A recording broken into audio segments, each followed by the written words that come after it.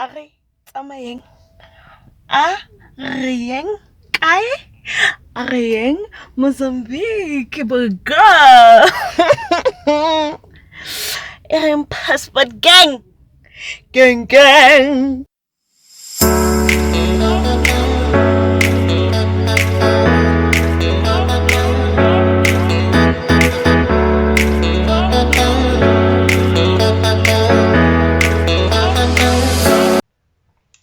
Hey guys, welcome to my YouTube channel. I am Palesa and I am happy to bring you my second video. And on today's video, we're going to be talking about my trip to Mozambique. So it was a girls' trip to celebrate my birthday and one of my friends' birthday because we share a month. Initially, the plan was to go to Durban, but then one of my friends found this ad on the internet and she was like, guys, I know we got a code for Durbs, but then if we add a little extra, we can actually go to Mozambique. What do you say about this? We are happy to get out of the country. So that's how we got to go to Mozambique. So my friend saw this ad. I think it was posted by Star Travel, a good special to Ponta Do Ouro. So my friends and I went to Ponta Do Ouro. So the reason why I'm doing this video is because before our trip, I went onto the net to research about Moz. Things I need to know, what happens at the border and all of that, because it was my first trip out of the country. Like, it was literally my first time getting out of the country. So I wanted to know everything. What's gonna happen when we get to the border? What are we supposed to take? What are we not supposed to pack? You know what I mean? Should we take our own food? Can we take our own booze? What's gonna happen when we get there? And to be honest with you, I could not find a lot of information I wanted on the internet. So I tried to do my own research before the trip, obviously to find out the simple things like the name of the currency of where we're going. Do I need to convert before going on the trip? All of that jazz. And funny enough, I could not find a lot of information. And I was like, it would be so nice if I can document everything, and once I come back and do some video on that. So this is what I'm gonna do on this video. I'm going to take you through the things that I actually wanted to know before going on the trip. Even the smallest naughty things, like to know if I have to pack booze or not. I really wanted to know certain things and I just couldn't find them on the net. So we used road transport going there. As I may have said, we traveled at night around 9 or 10, and we did go past quite a couple of toll gates. I think we passed two or three going from Kyalami, Johannesburg, and we also went through Natal. It was part of our package. They provided us with transport and we had a driver. And the trip is like 9 to 10 hours. So we departed from Kyalami here in Johannesburg, and then we got to the border around 7 in the morning. This was me excited and all. We are now at the border of Mozambique, and I don't know what we're gonna do, but we're going to do it. They're my friends. As you can see, there aren't a lot of people. There was like a mini queue. It wasn't like a long queue. So on this side, We were still in the South African side, did the departure offices, and we had to present our passports. So yeah, most of us in there were just like the people we were traveling with, because it wasn't just me and my friends, and my passport got stamped and we had to present the passport on the Mozambican side. So this is Mozambican immigration officers. We were in Mozambique now. The queues were not that long, guys. Personnel was professional, quick, and all of that.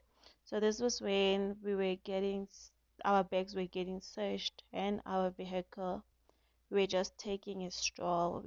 So we arrived and I was excited. I slept throughout almost the whole way there. Uh, thank God it was at night.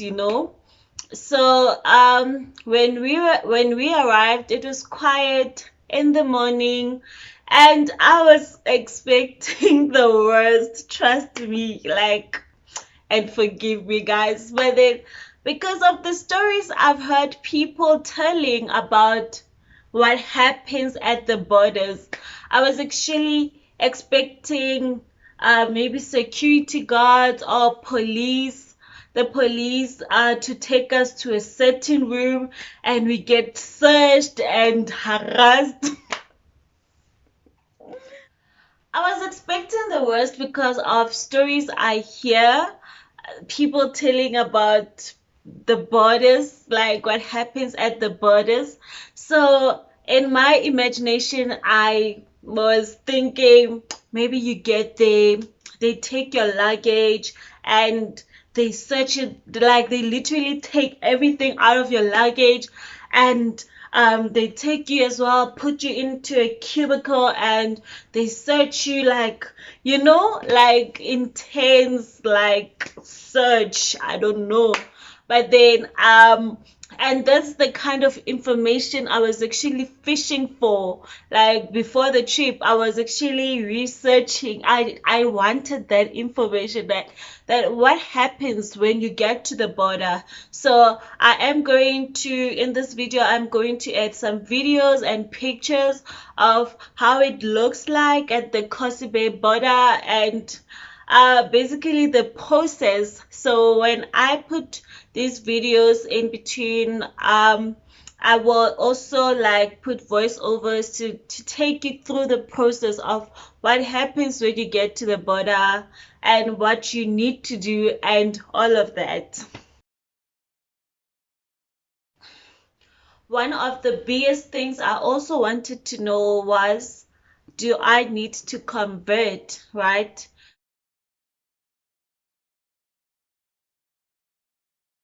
Do I need to convert rands to the Mozambican currency, which is called medical cash? I think one of my colleagues who is from Mozambique said they call it Meticash. So I wanted to know that, do I need to convert my rands to Meticash before going there? And I also could not find the answer on the internet. It was basically like there was no straight answer, of which the straight answer is you can use your rands in you can use rands in Mozambique. You do not necessarily have to convert unless if you want to. So I actually preferred converting, because when you get there, it's a matter of, you have to always calculate that if they say something is 100 meti cash, you have to calculate and convert how many rands, how much rands do you have to pay for what that particular thing you want to buy. And the straight answer is, you really do not need to convert before you go there.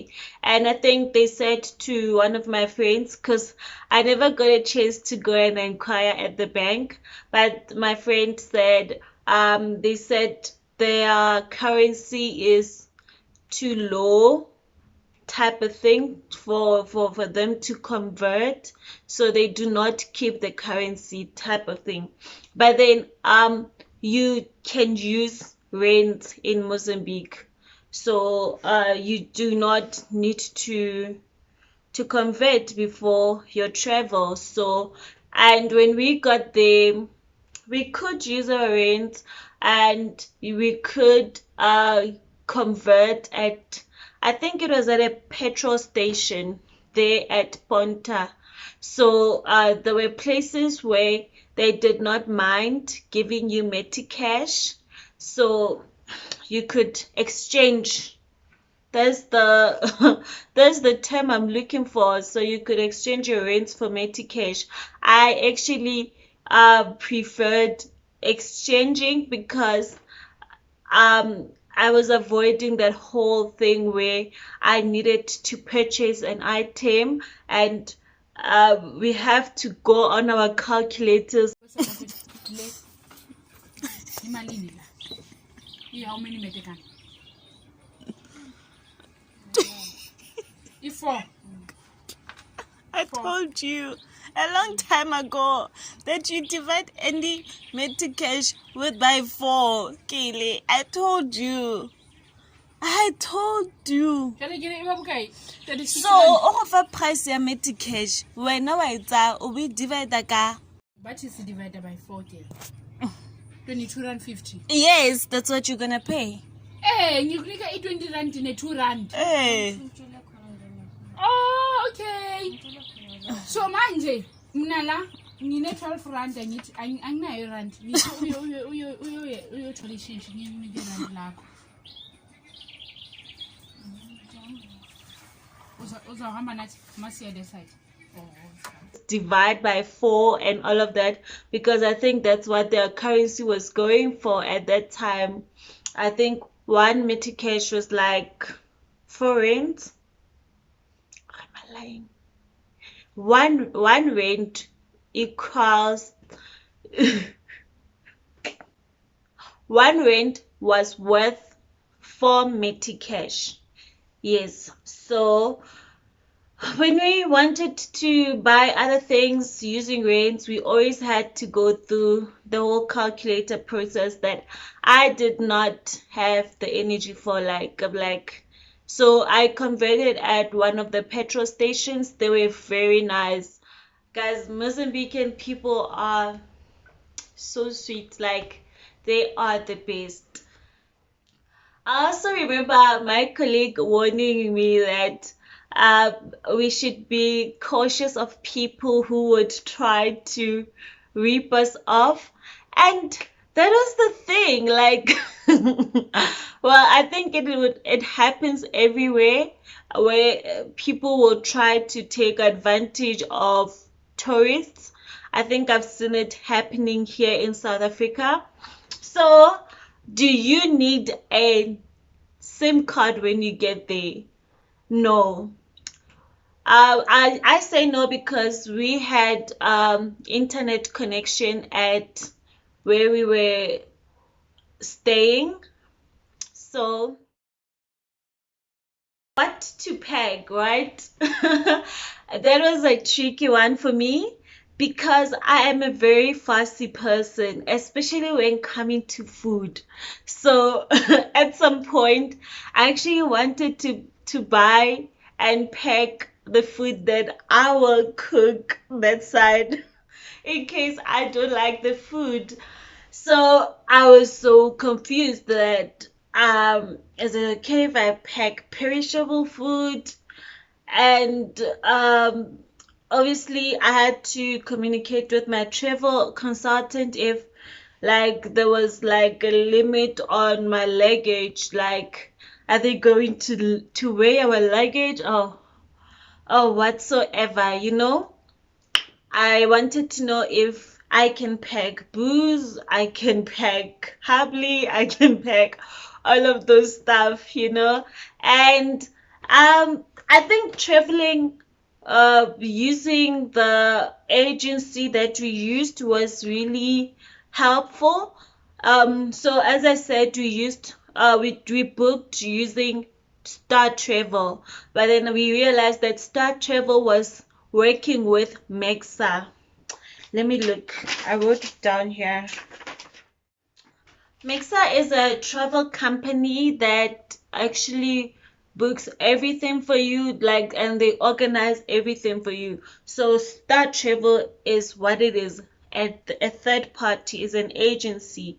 So Star Travel actually connects the tourist with the travel company that is going to actually organize everything for the tourist. So meet Mexa Meet Extreme Adventures. It is the travel company that organized everything for us, from transport to the driver to accommodation, travel consultant, food, activities, and everything. So I think it is great that we used them, because when we got to the border, they made things very easy for us in terms of the searching and everything. We did not have to go through that. The opening of the bags, I don't know if it happens or not, how the process goes. Like, they took care of that. So, and also they advised on what I could pack and what I could not pack. So if you want to know, I actually packed my snacks. We packed snacks, my friend and I, juices. I stashed booze in there. Yeah, I wanted to buy my booze, and we also stashed our hubly in there, which was like one of the things I had like questions about. I was actually questioning, can I pack my hubly? Can I pack booze? Can I pack food? And I packed all of that. To sum it up, in terms of the packing, uh, you can buy your food. I don't know about perishable food, that will it go off? Depends on when you're driving, the weather, the heat, you know what I mean? But then we packed like snacks, things that would not necessarily go wrong irrespective of the weather. Do I need to see the doctor? Do I need to get vaccinated? And how long before we travel do I need to take those meds or get my vaccination? Because Mozambique is known for malaria. So to be on the safe side, I just went to the doctor. But question is, do you need to see the doctor before going? I would say no. But then you also need to research about the place you're going to. Like, is it a place where like there's a lot of malaria infections or not? So I asked my travel consultant about uh Ponta Do Ouro, like, are there a lot of infections there? He said no, but then just to be on the safe side, we went to the pharmacy. I went to the pharmacy. My doctor also advised to go to the pharmacy, and then I got the tablets that will help prevent malaria infections, I don't know, to prevent malaria. So I took Mozitec. I think I will put a picture, and I think I had to drink it, if I'm not mistaken. It's just days before we depart, before you travel, and then I think you also need to take it when you're there. Okay, it was a little while back, but then at the pharmacy they will advise you on how to take it, but you do need to go to the pharmacy, let's say maybe 2 weeks before you travel, so that you can have enough space of time to take your meds before you travel. You know what I mean? So We went there and there were a lot of mosquitoes, and I would get so nervous that, okay, I hope I don't get malaria. But then we also bought Peaceful Sleep. Peaceful Sleep helps a lot. I would advise that you buy the spray. So I bought citronella candles, and I also bought the citronella body cream. So at night, I would light up the candles. I would also apply my cream. We traveled when the weather was good. It was sunny. It was hot, scorching hot. So you do need to pack your sunscreen. You do need to pack your head. Another thing is that it's a resort, so there was a lot of sand. There is sand literally everywhere. So, and it gets really hot. So I would wear closed shoes most of the time. I luckily packed my sneakers, my stylish sneakers. So pack your stylish sneakers that you can wear, that you can pair with your dresses and shorts. Because when you're wearing flops and sandals, that hot sand, you will feel it. I would, I felt like my feet were on fire, so most of the time I would wear my closed shoes. When it's in the afternoon, obviously in the morning and at night, it's not that bad. But then, yeah, during the day when the sun is out and hot, when it's hot, basically, obviously the sun is hot. So yeah, so thanks for watching, guys. I hope this video will help someone out there who has questions about things that they cannot find on the internet or on YouTube. You can also comment down below if you have any questions you'd like me to answer. And please do not forget to subscribe, like, and share this video.